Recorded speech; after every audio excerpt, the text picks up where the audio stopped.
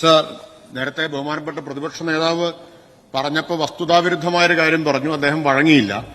അദ്ദേഹം പറഞ്ഞത് ലൈഫ് പദ്ധതിക്ക് ആകെ 18 കോടി രൂപയാണ് ചെലവഴിച്ചത് എന്നാണ്. അത് ആധികാരികമായിട്ടാണ് പറയുന്നതെന്നും തെറ്റാണ് എന്ന് തെളിയിച്ചാൽ മാപ്പ് പറയാമെന്നും അദ്ദേഹം പറഞ്ഞു. സർ, മാപ്പൊന്നും പറയണമെന്ന് ഞാൻ ആവശ്യപ്പെടുന്നില്ല. ലൈഫ് പദ്ധതിക്ക് ഈ വർഷം ഇതുവരെ ആകെ ചെലവഴിച്ചത് എല്ലാം കൂടി 1628.49 കോടി രൂപയാണ്. ഇനി ബ്രേക്കപ്പ് വേണമെങ്കിൽ പറയാം. ഇന്നലെ ഈ സഭയിൽ നക്ഷത്ര ചിഹ്നമിട്ട ചോദ്യത്തിന് നൽകിയ മറുപടിയിൽ 2017-18 മുതൽ 23-24 വരെ ലൈഫ് പദ്ധതിക്ക് ആകെ ചെലവഴിച്ച തുകയുടെ കണക്കുണ്ട്. 17,104.87 കോടി. അതിൽ 2081 കോടിയാണ് കേന്ദ്രവിഹിതം. ബാക്കി 15,023.18 കോടിയും സംസ്ഥാനവും തദ്ദേശ സ്ഥാപനങ്ങളും കൂടി ചെലവഴിച്ചതാണ്. ആ സംസ്ഥാനം പറയാലോ. പറയാം. സംസ്ഥാനം ചെലവഴിച്ചത് 5,087.77 കോടി. ഹഡ്കോളോ കേൾക്കൂ. ഇന്നലെ നിങ്ങള് സാർ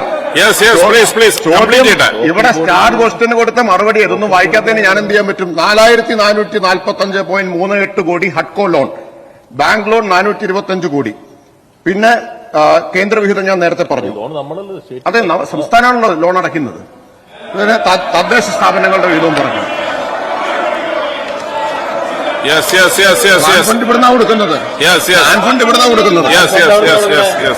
പ്ലാൻ ഫണ്ട് സർക്കാരാണ് കൊടുക്കുന്നത്. സാർ, ഞാൻ വളരെ കൃത്യമായിട്ടാണ് പറഞ്ഞത്.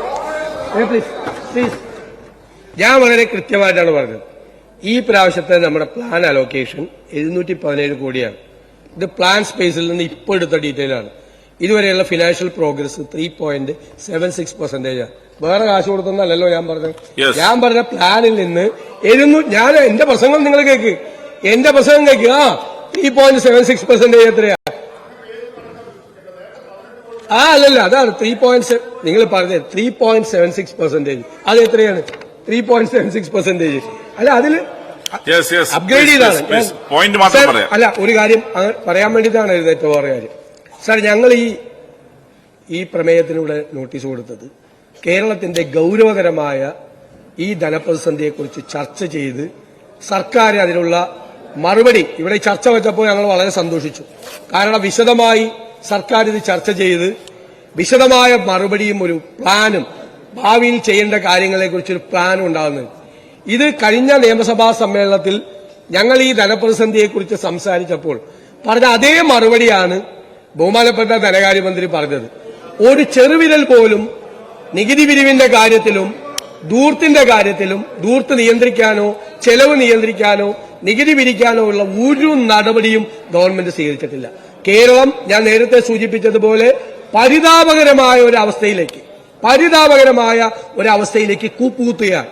സാർ, ഈ സർക്കാർ ലാഘവത്വത്തോടു കൂടിയാണ് ഇതിനെ കാണുന്നത്. സാർ, അതിൽ ഞങ്ങൾ ശക്തിയായി പ്രതിഷേധിക്കുന്നു. ഞാനും എന്റെ പാർട്ടിയും ഞങ്ങൾ വോക്കൌട്ട് ചെയ്യും. വോക്കൌട്ട് ചെയ്യും.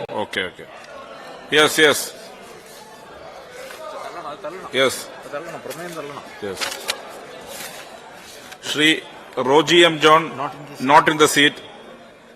പ്രമേയം സഭ തള്ളിയിരിക്കുന്നു. ഗവർണറുടെ നന്ദി പ്രസംഗത്തിന്റെ മുകളിലുള്ള ചർച്ച പുനരാരംഭിക്കുകയാണ്. ശ്രീ സംസ്ഥാനത്തിന്റെ ധനപ്രതിസന്ധി സംബന്ധിച്ച പ്രതിപക്ഷത്തിന്റെ അടിയന്തര പ്രമേയ നോട്ടീസിൽ നിയമസഭയിൽ ചർച്ച പുരോഗമിക്കുകയായിരുന്നു. സർക്കാരിന്റെ നേട്ടങ്ങൾ ധനമന്ത്രി എണ്ണി പറയുമ്പോൾ കേന്ദ്രത്തെ പഴിചാരാനും അദ്ദേഹം മറന്നില്ല.